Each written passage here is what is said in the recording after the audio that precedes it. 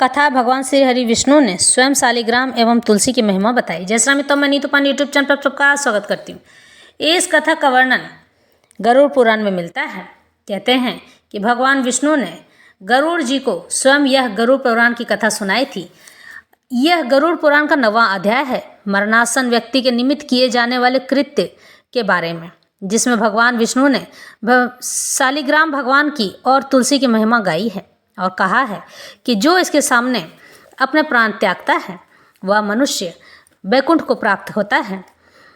कथितम भवता सम्यग्दान मातुर कालिकम म्रियमानस्य यत्कृत्यम तदिदानीम वद प्रभो। गरुड़ जी कहते, हे प्रभु, आपने आतुर कालिक दान के संदर्भ में भली भांति बातें कही हैं। आप म्रियमान मरने के समय में व्यक्ति के लिए जो कुछ करना चाहिए उसे कृपा करके बताइए। तो श्री भगवान ने कहा, हे ताक्ष, जिस विधान से मनुष्य मरने पर सद्गति प्राप्त करते हैं, शरीर त्याग करने की उस विधि को मैं कहता हूँ, सुनो।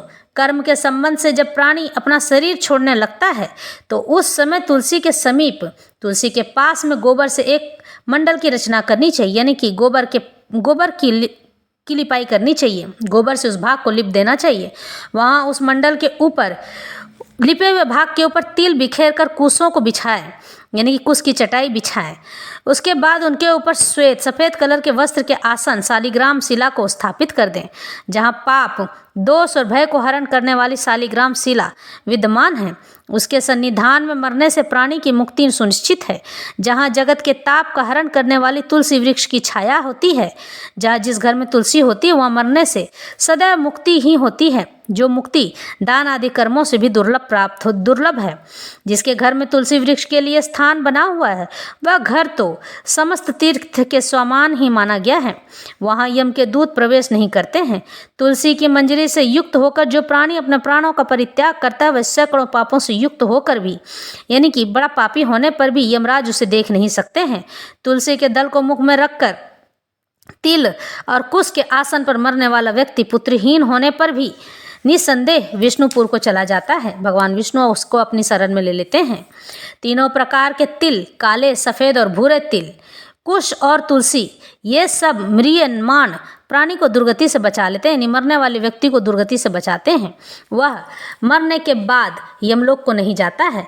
यतः मेरे पसीने से तिल पैदा हुए हैं, अतः वे पवित्र माने गए हैं। असुर, दानव और दैत्य तिल को देखकर भाग जाते हैं। हे ताक्ष, मेरे रोम से पैदा हुए हैं।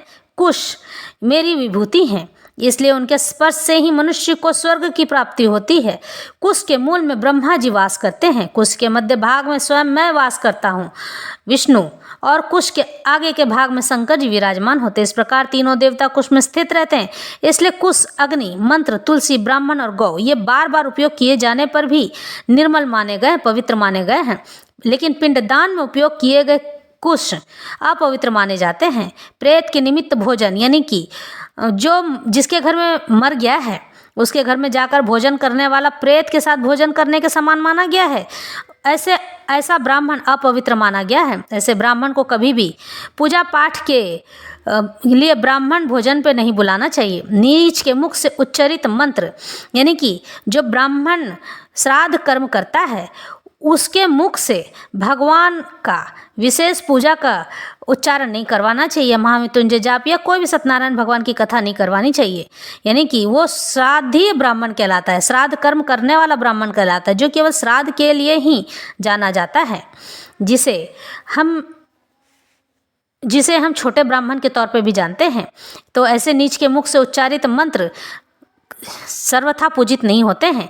नीच संबंधी गाय, यानी कि ऐसे ब्राह्मण को गाय, यानी कि श्राद्ध करने वाले को जो गाय दान दी जाती है वह गाय भी अशुद्ध होती है। और तुलसी तथा चिता की आग, ये सब अपवित्र माने गए हैं, यानी कि जिस घर में मृत्यु हुई है और वह तुलसी का पौधा अपवित्र हो चुका होता है और चिता में जो आग जलती है वह आग भी अपवित्र मानी गई है। इसलिए गोबर से लिपी हुई कुश बिछाकर संस्कार की हुई पृथ्वी पर, यानी कि जिस जगह को गोबर से लिपा हुआ भाग है उस जगह पर पृथ्वी पर चटाई बिछाकर मरने वाले व्यक्ति को स्थापित करना चाहिए, यानी कि उसे रख देना चाहिए। अंतरिक्ष का परिहार करना चाहिए, अर्थात किसी भी चौकी या पलंग पर नहीं बिठाना चाहिए, चौकी आदि पर नहीं रखना चाहिए, क्योंकि वह बीच के भाग में ब्रह्मा विष्णु रुद्र तथा अन्य सभी देवता और हुतासन अग्नि ये सभी मंडल पर विराजमान रहते हैं, यानी पृथ्वी पर विराजमान रहते हैं। इसलिए मंडल की रचना करनी चाहिए, गोबर से लिपना चाहिए। जो भूमि लेप रहित होती है, अर्थात जो पृथ्वी को लिपा नहीं गया है लेकिन वहाँ मल मूत्र नहीं किया है कभी किसी ने, तो वह भूमि पवित्र मानी गई है, वह सर्वत्र हमेशा ही पवित्र होती है। लेकिन जो भूमि भाग कभी लिपा ही नहीं गया है या मलमूत्र आदि से दूषित है, वहाँ पुनः लिपने पर उसकी शुद्धि हो जाती है। बिना लिपी हुई भूमि पर और चारपाई आदि पर आकाश में भूमि की सतह से ऊपर राक्षस से पिशाच भूत प्रेत और यमदूत प्रविष्ट हो जाते हैं। यानी कि बिना लिपा हुआ जो जमीन है ना, अगर उसके ऊपर चारपाई रख देंगे और उसके ऊपर चिता को रख देंगे तो यह बीच में रखा गया हुआ चिता माना जाता है, यह प्रेत लोक को प्राप्त होता है। इसलिए कहते हैं ना, खटिया बिछाकर कभी भी चिता को नहीं रखना चाहिए, जमीन में रखना चाहिए कुश बिछाकर, कुश की चटाई बिछाकर, या फिर गोबर से लीप कर उसे रखना चाहिए। इस तरह से कार्य करने पर मनुष्य सद्गति को प्राप्त होता है। इसलिए भूमि पर मंडल बनाए बिना, अग्निहोत्र यानी कि वहाँ पर अग्नि जलाए बिना, श्राद्ध कर्म किए बिना ब्राह्मण भोजन, देव पूजन और आतुर व्यक्ति का स्थापन नहीं करना चाहिए। इसलिए लिपी हुई भूमि पर आतुर व्यक्ति को, मरने वाले को लिटाकर उसके मुख में सोना और रत्न का प्रक्षेप करके शालिग्राम रूपी भगवान विष्णु का पादोदक देना चाहिए, यानी कि उनके चरणामृत देना चाहिए। जो शालिग्राम शिला के जल को बिंदु मात्र भी पीता है वह सभी पापों से मुक्त हो वैकुंठ लोक को चला जाता है। इसलिए आतुर व्यक्ति को महापातक, यानी मरने वाले व्यक्ति को महापातक को नष्ट करने वाले गंगा जल को भी देना चाहिए। गंगा जल का पान सभी तीर्थों में चंद्रयान व्रत को 1000 बार करता है। किए जाने वाले स्नान दान से पुण्य रूपी फल को प्रदान करने वाला, जो शरीर को शुद्ध करने वाले चंद्रयान व्रत को 1000 बार करता है और जो एक बार गंगा जल का पान करता है, वे दोनों समान फल देने वाले माने गए हैं। हेताक्ष अग्नि के संबंध से जैसे रुई की राशि नष्ट हो जाती है, उसी प्रकार गंगा जल से भी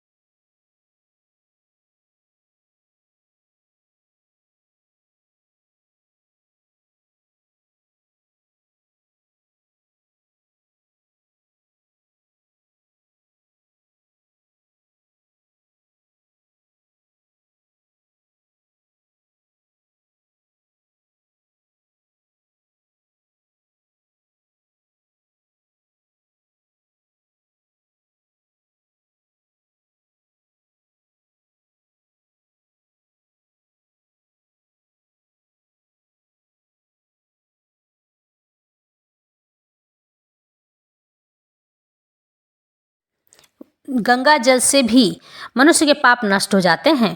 जो सूर्य की किरणों से संतप्त गंगा के जल का पान करता है वह सभी योनियों से छूटकर हरि के धाम को प्राप्त होता है।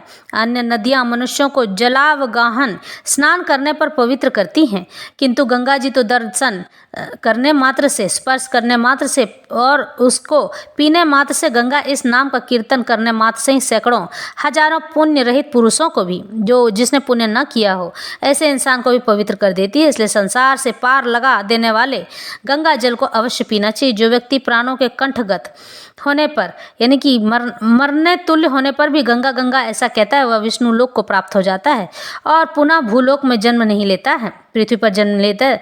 प्राणोत्क्रमण, प्राणों के निकलने के समय जो पुरुष श्रद्धा युक्त होकर मन से गंगा का चिंतन करता है, वह भी परम गति को प्राप्त होता है। इसलिए गंगा का ध्यान, गंगा को नमन, गंगा का संस्मरण करना चाहिए और गंगा जल का पान करना चाहिए। इसके बाद मोक्ष प्रदान करने वाली श्रीमद् भागवत की कथा को करना चाहिए और गंगा जल का पान करना चाहिए। इसके बाद मोक्ष प्रदान करने वाली भागवत की कथा को कहकर इसे सुनना चाहिए।